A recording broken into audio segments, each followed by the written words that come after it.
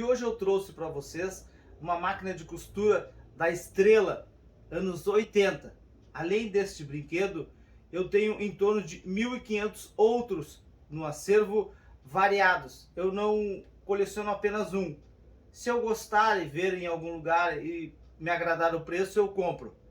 Além disto, o Museu do Nilson possui outros milhares de itens para agradar todas as idades, partindo então do ano de 1700. Dá uma olhada nos vídeos, vocês vão gostar.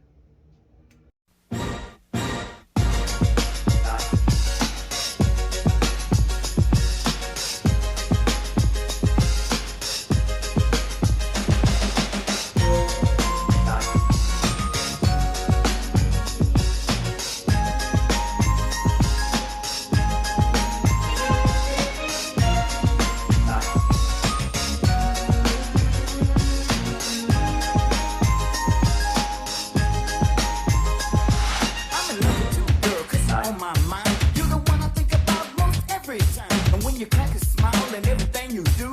Don't you understand, girl? This love is true. You're so sick, your hand on sweet and thin. That's kinda like a potion up on your skin. It lightens up my day, and that's also true.